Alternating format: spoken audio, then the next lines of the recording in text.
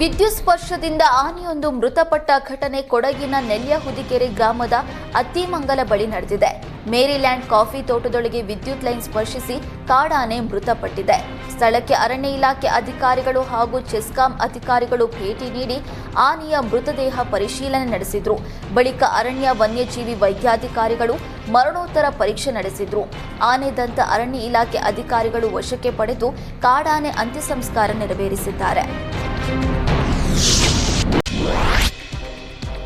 ವಿದ್ಯುತ್ ಪೂರೈಸದಿರುವ ಹಾಗೂ ಮೀಟರ್ ದರ ಏರಿಸಿರುವ ನಿರ್ಧಾರ ಖಂಡಿಸಿ ರೈತರು ಮೆಸ್ಕಾಂ ಕಚೇರಿ ಮುಂಭಾಗ ಪ್ರತಿಭಟನೆ ನಡೆಸಿದರು.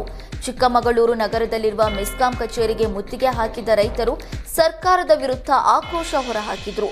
ಕೃಷಿ ಪಂಪ್ಸೆಟ್ಗಳಿಗೆ ಮತ್ತು ಸಿಂಗಲ್ ಫೇಸ್ ಇರುವವರಿಗೆ ವಿದ್ಯುತ್ ಶಕ್ತಿ ಶುಲ್ಕ ಏರಿಸಿದೆ. ಸ್ಮಾರ್ಟ್ ಮೀಟರ್ ಅನ್ನ ಕಡ್ಡಾಯ ಮಾಡೋದಕ್ಕೆ ಹೊರಟಿದೆ. ವಿದ್ಯುತ್ ದರ 800 ರು, ಎಸ್ಪಿ ದರ 900 ರೂಪಾಯಿವರೆಗೆ ಏರಿಸಲಾಗಿದೆ. ಪ್ರೀಪೇಡ್ ಮೀಟರ್ ಕಡ್ಡಾಯ ಮಾಡಿ ರೈತರ ಮೇಲೆ ಮರಣ ಶಾಸನ ಬರೆಯೋದಕ್ಕೆ ರಾಜ್ಯ ಸರ್ಕಾರ ಹೊರಟಿದೆ ಅಂತ ರೈತರು ಆರೋಪಿಸಿ ಪ್ರತಿಭಟನೆ ನಡೆಸಿದ್ರು. ಚಿಕ್ಕಮಗಳೂರು ಜಿಲ್ಲೆಯ ಉಸ್ತುವಾರಿಯೂ ಆಗಿರುವ ಇಂಧನ ಸಚಿವ ಕೆಜೆ ಜಾರ್ಜ್ ವಿರುದ್ಧ ರೈತರು ಘೋಷಣೆ ಕೂಗಿದ್ರು. ದಕ್ಷಿಣ ಕನ್ನಡ ಜಿಲ್ಲೆಯ ಬೆಳ್ತಂಗಡಿ, ಸುಳ್ಯ ಮತ್ತು ಕಡಬ ಭಾಗಗಳಲ್ಲಿ ಗುಡುಗು ಸಹಿತ ಭಾರೀ ಮಳೆಯಾಗಿದೆ. ಭಾರೀ ತಾಪಮಾನದಿಂದ ಕಂಗೆಟ್ಟಿದ್ದ ಜನತೆಗೆ ವರುಣನ ಸಿಂಚನ ಖುಷಿ ಕೊಟ್ಟಿದೆ. ಸುಳ್ಯ, ಕಡಬ ಭಾಗದಲ್ಲಿ ಅತಿ ಹೆಚ್ಚು ಬಿಸಿಲಿನ ತಾಪಮಾನ ದಾಖಲಾಗಿತ್ತು. ಇಂತಹ ಸಂದರ್ಭದಲ್ಲಿ ವರುಣ ಅಬ್ಬರಿಸಿದ್ದು ಜನತೆಗೆ ಖುಷಿ ಕೊಟ್ಟಿದೆ.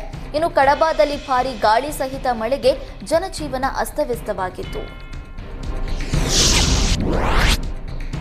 ಕಾಫಿ ನಾಡಿನಲ್ಲಿ ಮೊದಲ ಮಳೆಗೆ ಅವಾಂತರ ಸೃಷ್ಟಿಯಾಗಿದೆ. ಕಳಸಾ ತಾಲೂಕಿನ ಹಿರೇಬೈಲ್ ಗ್ರಾಮದ ಬಳಿ ಭಾರೀ ಗಾಳಿಗೆ ಕಾರಿನ ಮೇಲೆ ಮರ ಬಿದ್ದು ಕಾರಿನ ಗ್ಲಾಸ್ ಪುಡಿಯಾಗಿದೆ. ಕಾರಿನ ಚಾಲಕ ಪ್ರಾಣಾಪಾಯದಿಂದ ಪಾರಾಗಿದ್ದಾನೆ. ಕಳಸಾದಿಂದ ಬೆಂಗಳೂರಿಗೆ ತೆರಳುತ್ತಾ ಇದ್ದ ಕಾರಿನ ಹಿಂದಿನ ಗ್ಲಾಸ್ ಸಂಪೂರ್ಣ ಪುಡಿಯಾಗಿದೆ. ಸ್ಥಳಕ್ಕೆ ಕಳಸಾ ಪೊಲೀಸರು ಭೇಟಿ ನೀಡಿ ಪರಿಶೀಲನೆ ನಡೆಸಿದ್ದಾರೆ.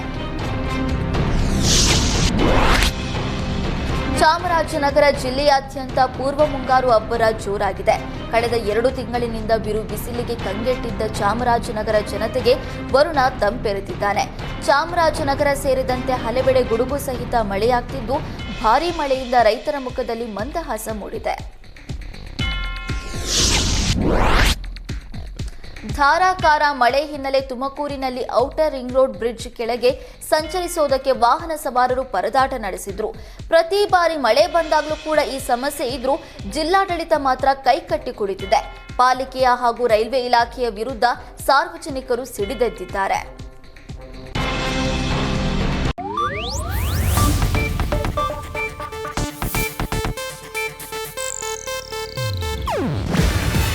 ಇದು ಏಷ್ಯಾನೆಟ್ ನ್ಯೂಸ್ ನೆಟ್ವರ್ಕ್ ಪ್ರಸ್ತುತಿ.